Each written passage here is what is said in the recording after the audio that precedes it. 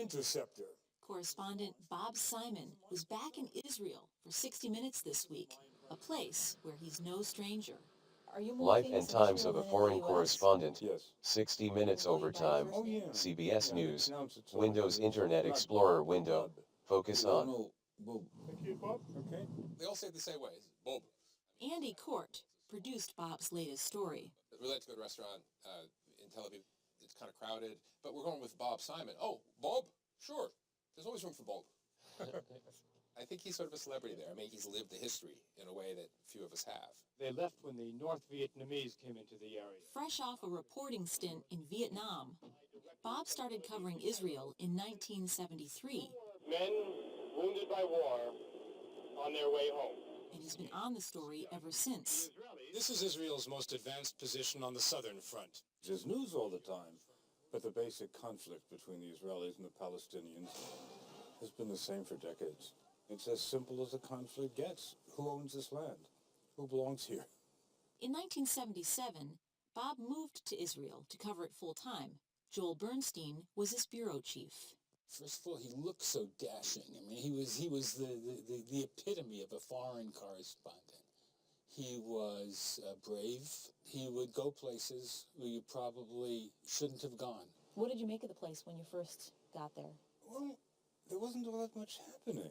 And then, all of a sudden, President of Egypt, Anwar Sadat, flies to Jerusalem.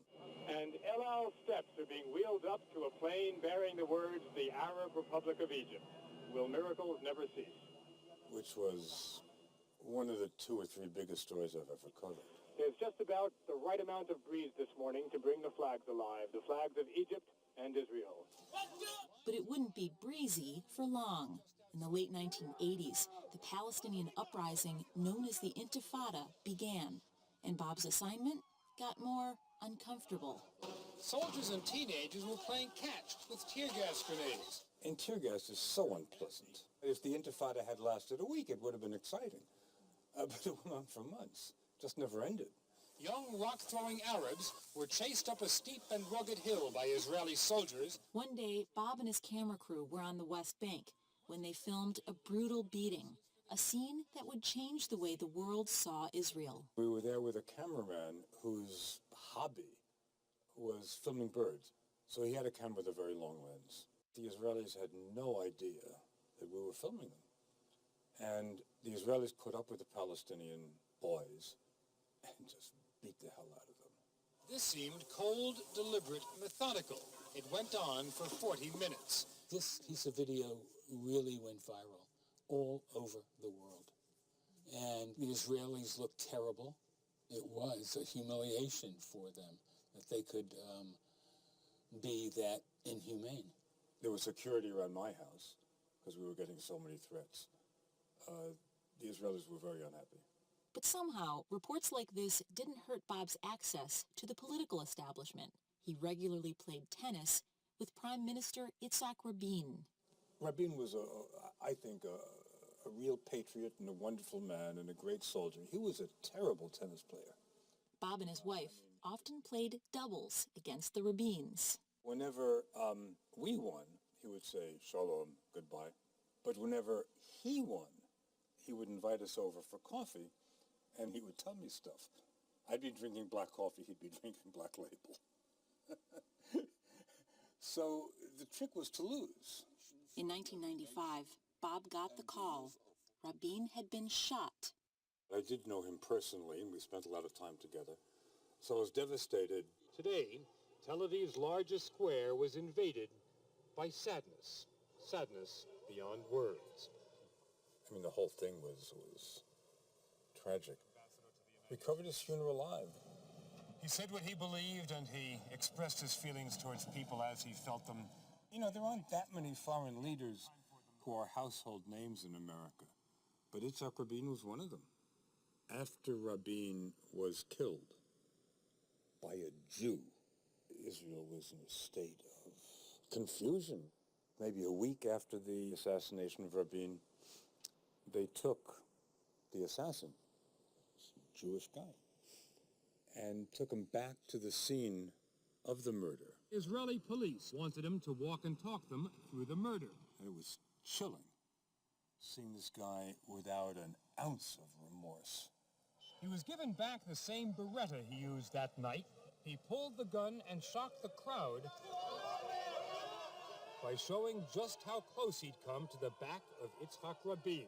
Bob would meet many killers over the years while covering the Arab-Israeli conflict, like the Palestinian terrorists in this story. This the answer you want to hear it? I want to hear what you have to say. No. I knew the names of almost all these men, their names and their deeds. I never thought I'd be standing a few inches from them, having a chat. What I'm trying to decipher is what was going through your mind as you were stabbing Israeli women. I believe that any occupied people have to defend themselves in any means, in any ways. You feel guilty? I'm guilty because a human being killed, and I was the reason. It's a good reason to feel guilty. On January 21st, 4 CBS newsmen disappeared in the Saudi Arabian desert near the Kuwaiti border. How long were you captive for? 40 days. In 1991, at the start of the Gulf War, Bob and his crew went looking for some news, but they ended up becoming the story. We were very restricted. We couldn't go anywhere without a U.S. military escort. This desolate road is destined to become a main battleground.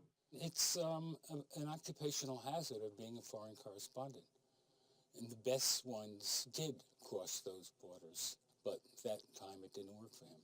And we saw a Jeep in the distance, and it was an Iraqi army Jeep, and they took us away. And we eventually wound up in the secret police headquarters called the Muhabbarat, and treated very badly. Yesterday, they were released in Baghdad, and this morning they talked with Ed Bradley. Bob Simon, producer Peter Bluff, cameraman Roberto Alvarez, and soundman Juan Caldera. Just changed you? Yeah. How? I don't know. Too early to tell. Joel Bernstein put together an obit.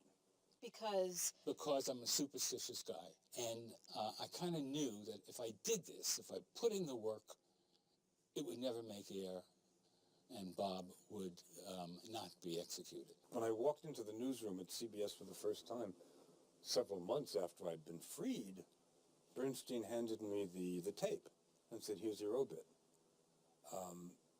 It took me months before I could look at it. what did you think when you did watch it? When you look at your obit, it sort of reminds you how close you came to being dead. Clearly, nothing is off limits when it comes to Bob's sense of humor.